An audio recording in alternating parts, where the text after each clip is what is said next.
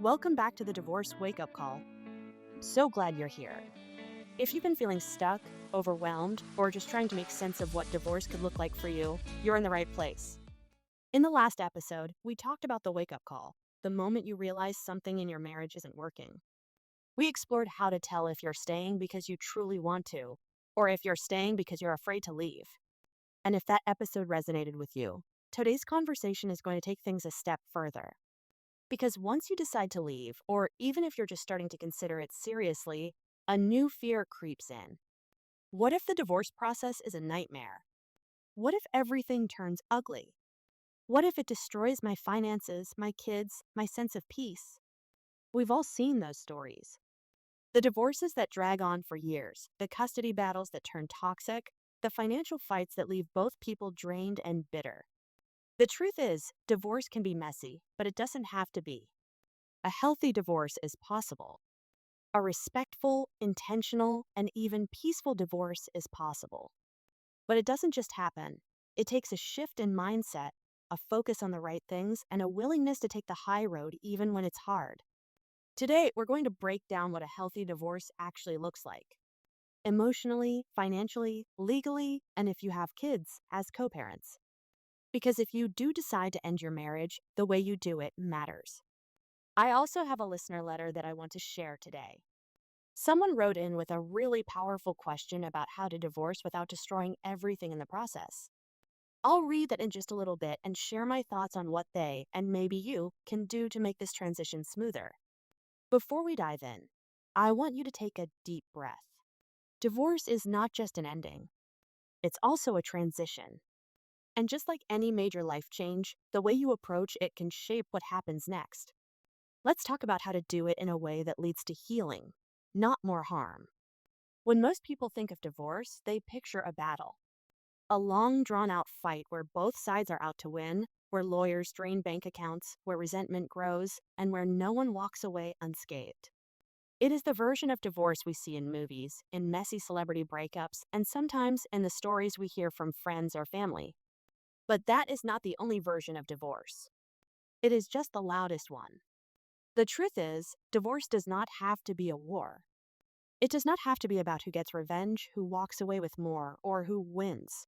It can be about something else entirely, about moving forward with dignity, about prioritizing peace, and about making choices that set both people up for a healthier future. So why do so many people assume divorce has to be ugly? A big part of it comes from fear. Fear of losing control. Fear of being hurt. Fear of not getting what you deserve. And fear makes people defensive. It turns divorce into a competition instead of a transition. But when we operate from fear, we make choices that lead to more conflict, not less. There is another way. A healthy divorce starts with a shift in perspective. It is about asking, what do I actually want this process to look like? Do I want to fight, or do I want to find solutions? Do I want to be resentful, or do I want to find a way to let go? A healthy divorce does not mean you and your ex will be best friends. It does not mean it will be easy or pain-free. But it does mean choosing to approach it with clarity instead of chaos. And I know this is easier said than done. Because even if you want a peaceful divorce, what if the other person does not? What if they are full of anger or bitterness? What if they refuse to cooperate? That is where things get tough. And that is why I want to share a listener letter that came in recently. Because this person is struggling with that exact fear. How do you divorce in a healthy way when your ex might not be on the same page? Here's what they wrote. I've been thinking about divorce for a long time, and I know deep down that it's the right decision. My marriage has been over for years, but the thought of going through the divorce process absolutely terrifies me. I don't want to be one of those people stuck in a bitter legal battle, spending years fighting over money and custody. I just want to move on with as little damage as possible. But my spouse is already angry. They blame me for wanting to leave, and I know they're going to make this difficult. I don't want to be the villain in their story, but I also don't want to stay stuck just to avoid conflict. Is it even possible to have a healthy divorce when one person refuses to see it that way? First of all, I want to acknowledge how much courage it takes to even write this. Because I hear two things in your words. One is the deep desire for peace, for a divorce that doesn't spiral into destruction. And the other is fear. Fear that your spouse's reaction will dictate the kind of divorce you have. Here's the truth. You do not have control over how your spouse reacts to the divorce. You cannot control their emotions, their words, or their choices. What you can control is how you show up in this process. Healthy divorce is not about waiting for both people to be on the same page. Because honestly, that might never happen. It is about committing to being the person who does not escalate, who does not play games, who does not let someone else's anger dictate their own decisions. That does not mean you let yourself be walked over. It does not mean you give up what is fair or right just to keep the peace. But it does mean setting an intention to approach this divorce with as much clarity and respect as possible, even if the other person does not. So where do you start? It comes down to three things: mindset, boundaries, and strategy. First, mindset. You have to remind yourself over and over again that you are not responsible for how your spouse reacts to this divorce. Their pain, their anger, their resentment, that is theirs to process, not yours to carry. If you start bending to every emotional reaction they have, you're going to feel like you are divorcing on their terms instead of your own. Second, boundaries. If they lash out, if they guilt trip, if they try to pull you into fights, you have to decide right now that you will not engage in that dynamic. That might mean limiting communication to email or a parenting app if kids are involved. It might mean refusing to respond to hostile texts. It might mean working through attorneys or mediators instead of direct conversations. Boundaries are not about punishing the other person. They are about protecting your own peace. Third, strategy. A healthy divorce does not mean you just hope for the best and assume everyone will play fair. It means being prepared. That means knowing your rights, understanding your financial situation, and getting good legal advice. It means working with professionals who can help you navigate this process in a way that aligns with your values. Because when emotions are running high, having a clear strategy keeps you from making decisions based on fear or guilt. So to the person who wrote this letter, I want to tell you this. Yes, you can have a healthy divorce, even if your spouse does not want one. But it is going to take strength. It is going to take choosing every day to stay in control of your actions and not let their reactions dictate your choices. It is going to take reminding yourself that you deserve to move forward without unnecessary destruction. And most of all, it is going to take trusting that even though this is hard, there is a future for you beyond this moment.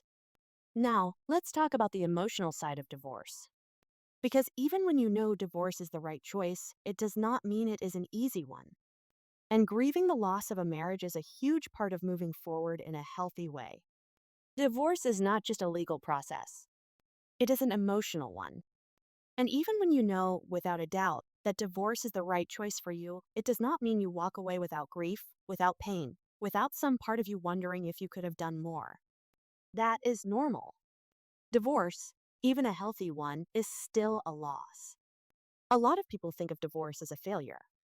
That is a word I hear over and over again. I failed at marriage.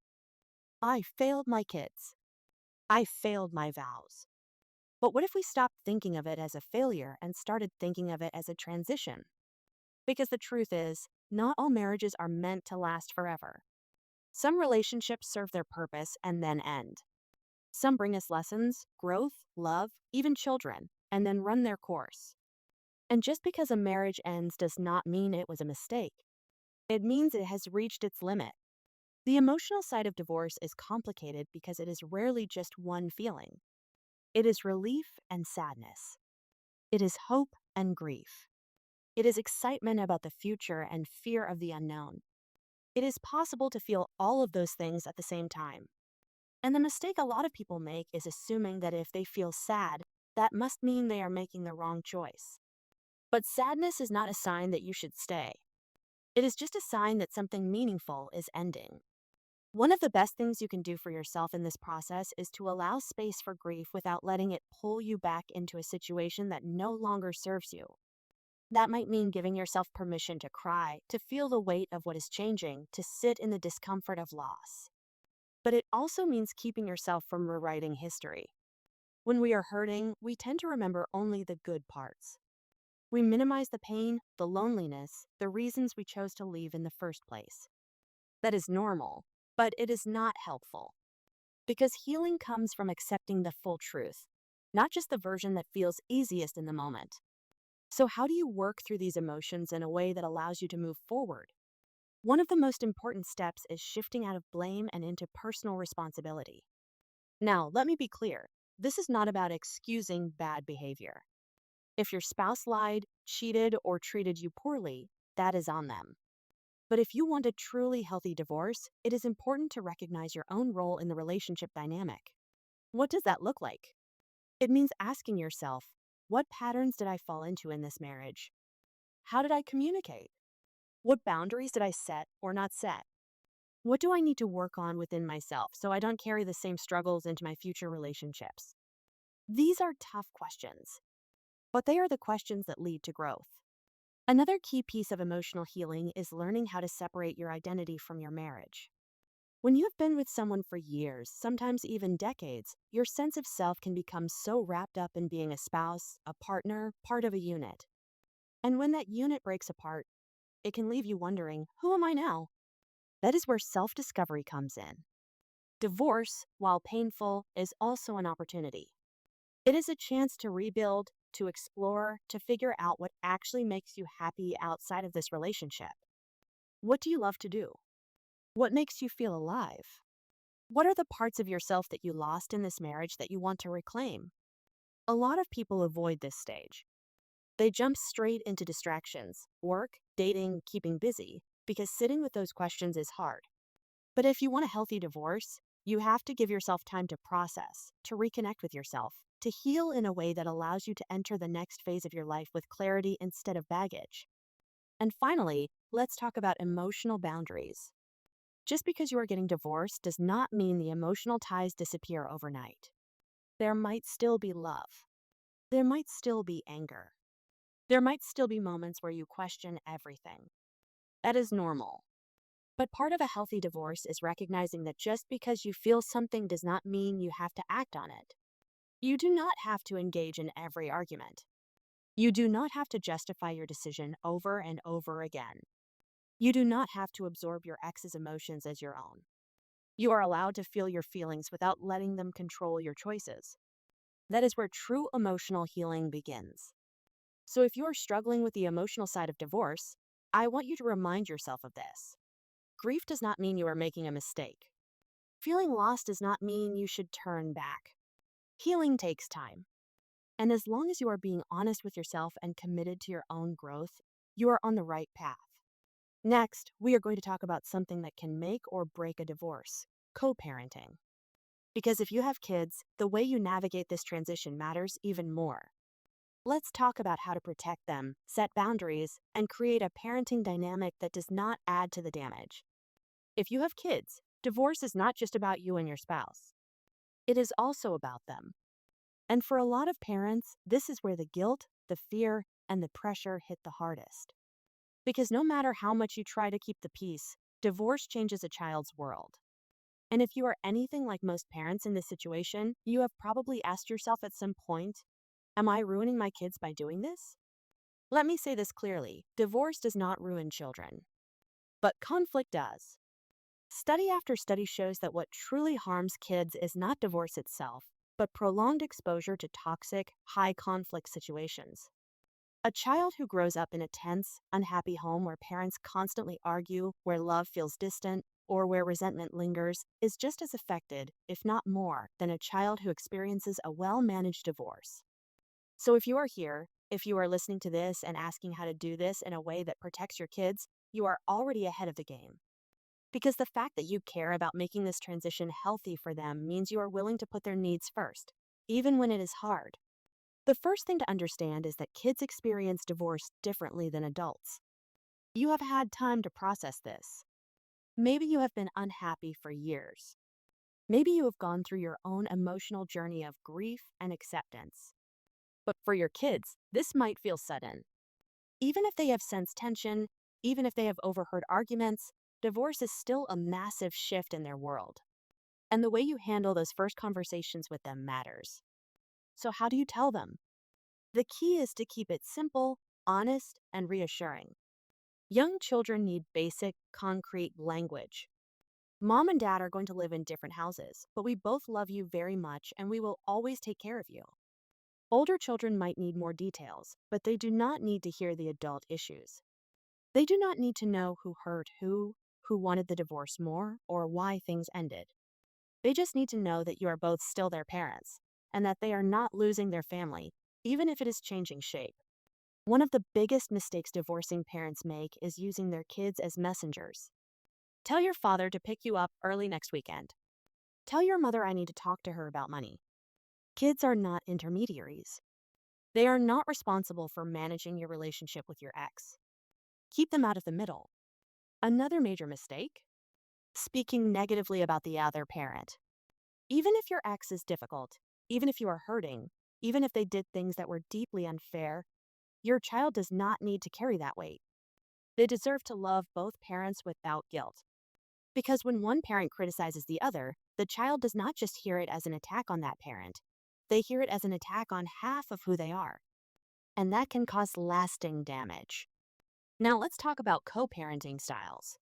Ideally, you and your ex will be able to communicate, cooperate, and make joint decisions that keep your child's best interests at heart. That is what is called cooperative co-parenting. This is when parents can attend school events together without tension, can make shared decisions about discipline and education, and can maintain a sense of consistency between both homes. But sometimes that is not possible. If your ex is combative, high conflict, or simply refuses to engage in a healthy way, you may need to adopt parallel parenting instead. Parallel parenting is when you and your ex minimize communication, set clear boundaries, and keep parenting interactions as separate as possible. This allows both parents to have time with the child while avoiding unnecessary conflict. How do you know which approach to take?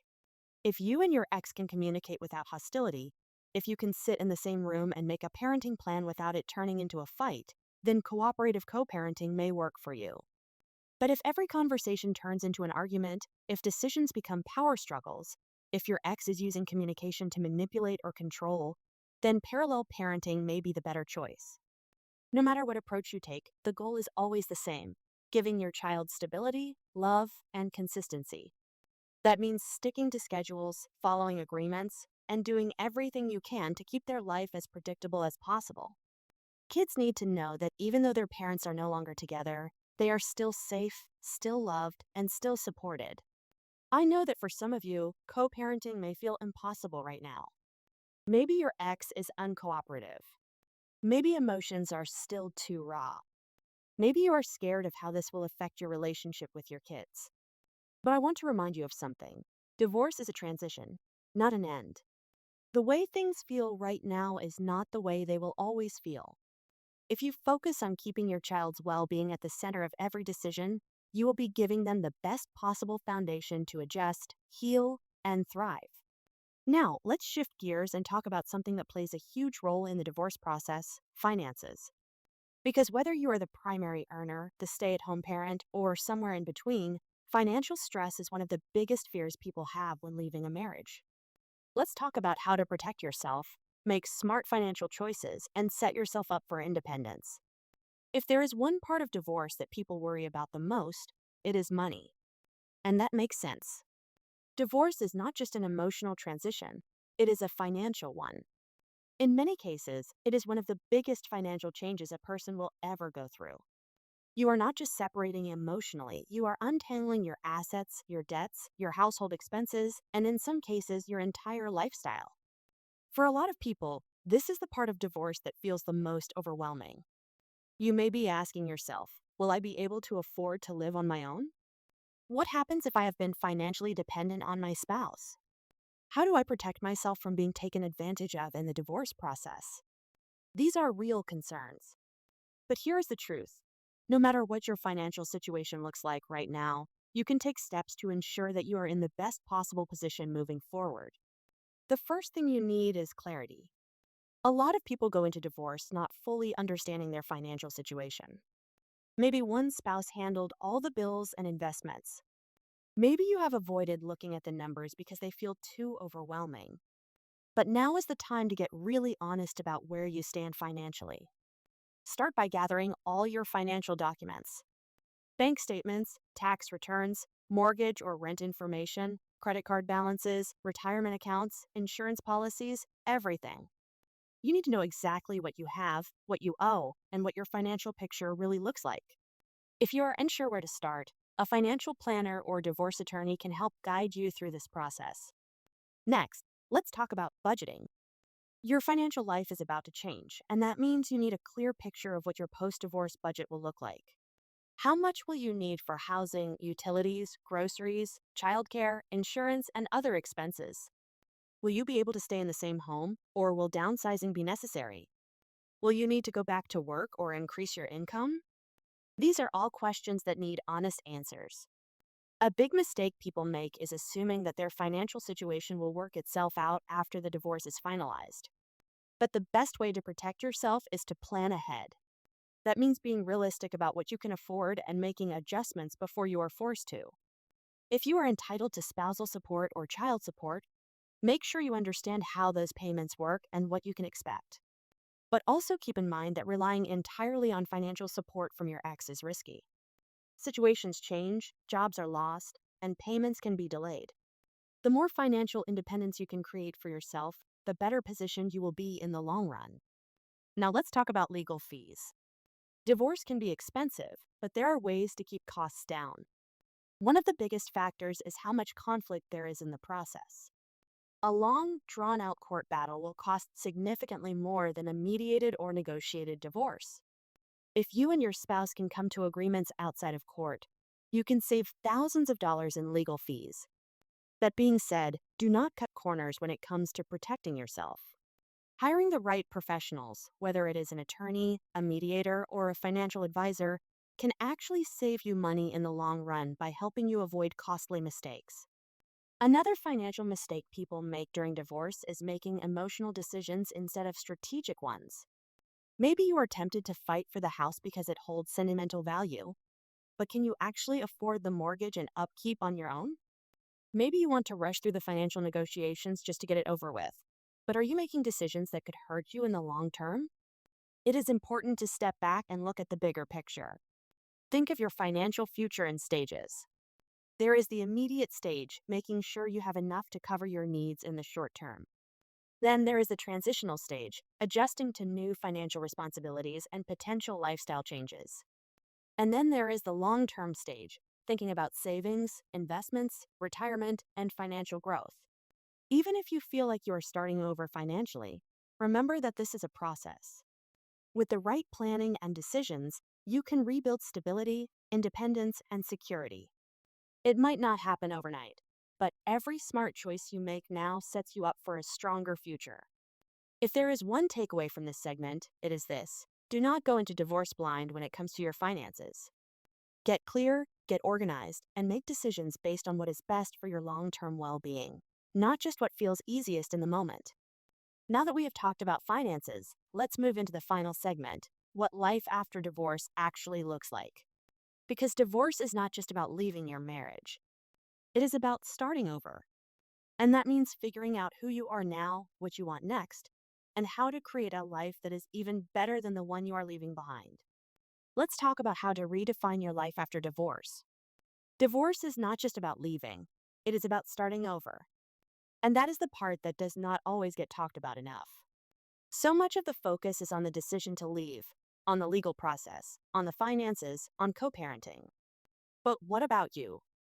What happens when the paperwork is signed, when the boxes are unpacked in your new space, when the dust settles and you are left with this new version of your life? For a lot of people, this stage of divorce is both exciting and terrifying.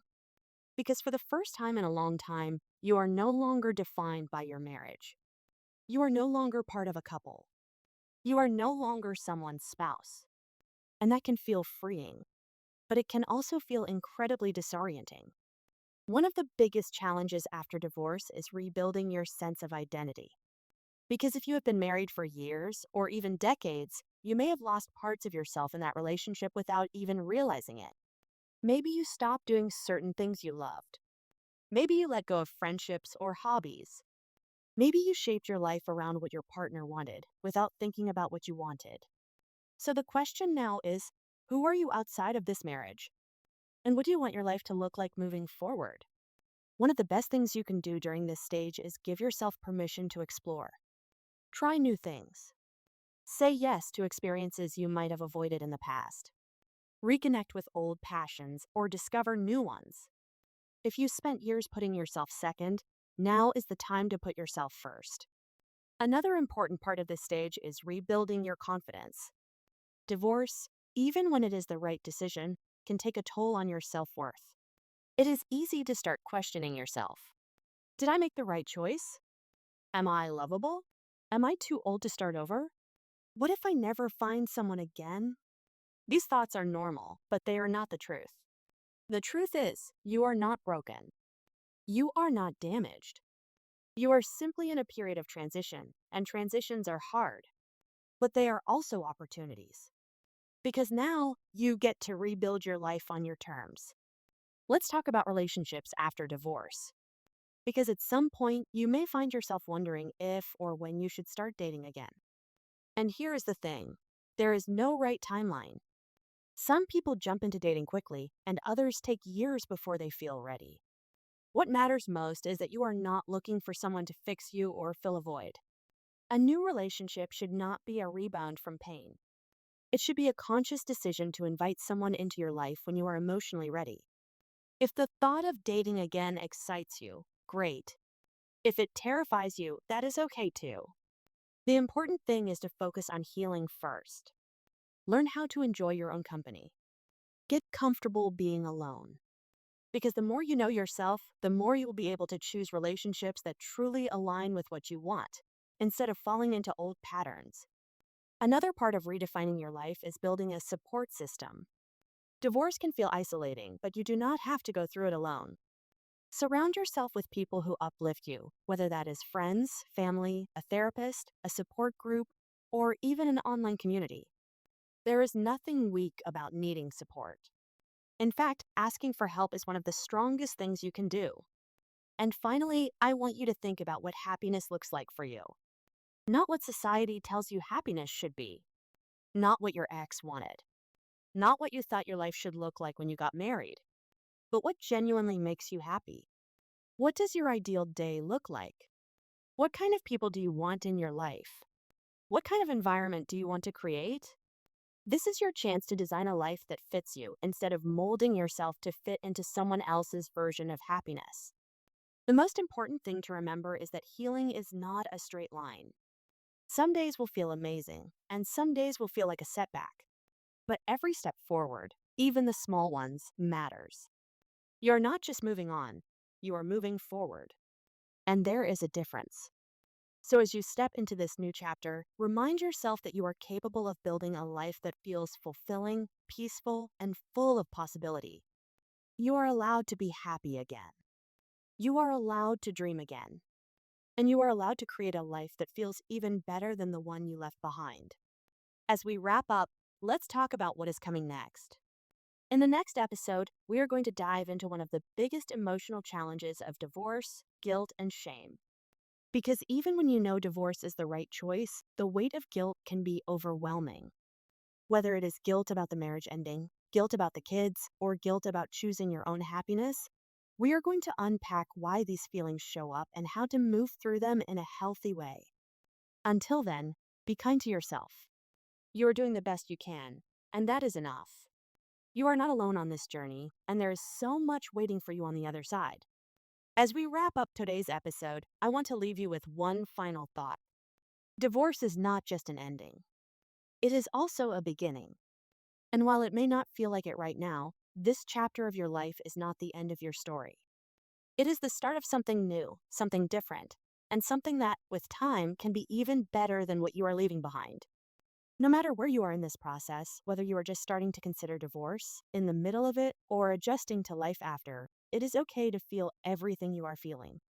The fear, the sadness, the relief, the uncertainty. All of it is part of the journey. But you do not have to go through it alone. If this episode resonated with you, I would love to hear from you. Whether you have a question, a story, or just want to share what you are going through, you can reach out anytime. And if you are finding value in these conversations, make sure to subscribe so you do not miss future episodes. Next time, we're going to talk about one of the hardest emotional hurdles in divorce: guilt and shame. Even when you know divorce is the right decision, those feelings can be overwhelming. We are going to break down where they come from, why they are so powerful, and most importantly, how to release them so you can move forward with peace. Until then, be kind to yourself. Give yourself grace. And remember, clarity is the first step toward freedom. You are stronger than you think, and you are not alone.